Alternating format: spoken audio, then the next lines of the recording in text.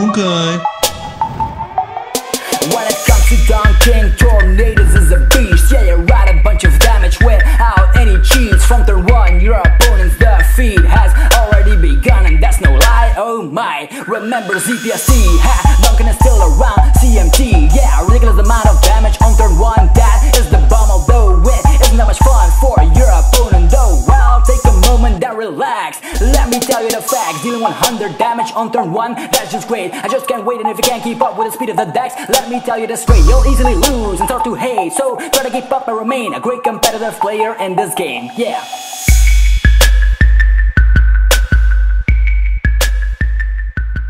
Sup YouTube, it's ZapdosTCG here, and this episode is about Tornadus EX. But before we check out that card, let me explain to the new players out there what donking is. Well, donking is basically winning on the first turn by knocking out your opponent's active Pokemon when he or she doesn't have any bench Pokemon to back him up. And let us look at some examples to make it a bit more easier to understand.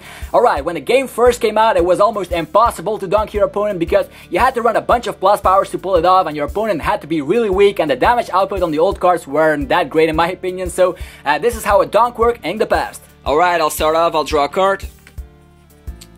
I'll use plus power, I'll attach an energy to Charmander. I'll discard my entire hand using Professor Oak to get a fresh new one.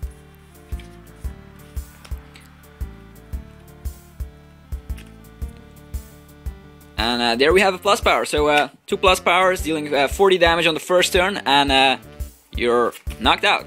As you see, it was really hard to pull off a donk in that particular time because you had to have a bunch of plus powers in your deck and your opponent had to be really weak. But nowadays, those old cards are illegal, and with the new cards, pulling off a donk is way easier because we have many great tech cards like Celebi Prime and the good stuff like that, and the damage output is insanely high. Let us check another example. I'll draw a card.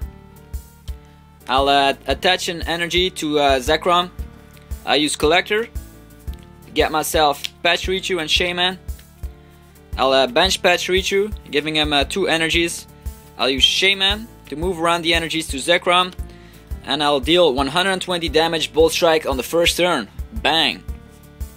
I'm sure that most of you all remember ZPST, which was the donking deck when emerging powers first came out, and Catcher was released, Tornadus was released, and it was a deck revolving around donking with either Zekrom or Tornadus with the help of the Pachirisu Shaman combo to get the energies to your main attacker. But since you needed way too many stuff to pull this off, people started to lose interest in this deck, and now we have a new donking deck called CMT or Ecstasy or Mewtwo EX / Celebi or whatever you want to call it. I'll draw a card.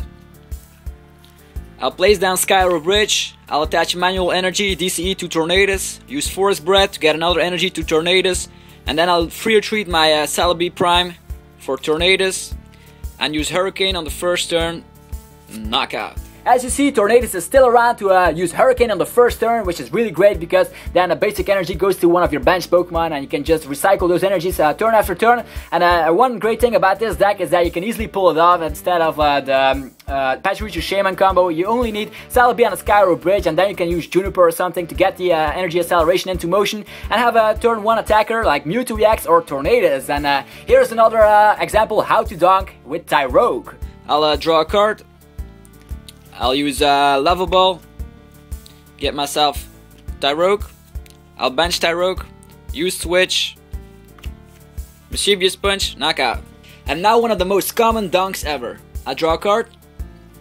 I'll attach a DCE to Mewtwo, X-Ball, I win. So as you can see, donking is very dangerous in this format because the damage output is just getting higher and higher, and with Tornadus EX it'll be so easy to get a bunch of damage on your opponent's Pokemon on turn 1 that stage 2 decks will become extinct in my opinion because they just can't evolve in time and they can't hide with a catcher at your disposal. So Tornadus EX, another EX card with a bunch of HP and a retreat cost of just 1, which means, yep, this card is a perfect match for Skyro Bridge, and not only to retreat it because his first attack also has something to do with a stadium card in play, so it deals 30 damage without a stadium card in play, but if there's a stadium card in play, it deals an additional 30 damage, which means 60 damage on turn 1 for only a DCE is one of the best things ever. And not only his first attack is good to donk with because his second attack also deals a bunch of damage, 100 to be exact, for 3 energies or 2 if you can in a DCE. And it also has a side effect. It states flip a coin, if fails you have to discard 1 energy attached to Tornadus EX, but that's definitely nothing to worry about because you can still use his first attack if you need to. And just think about it, if you put this card in a deck like CMT, it'll donk for about 99% of the time time because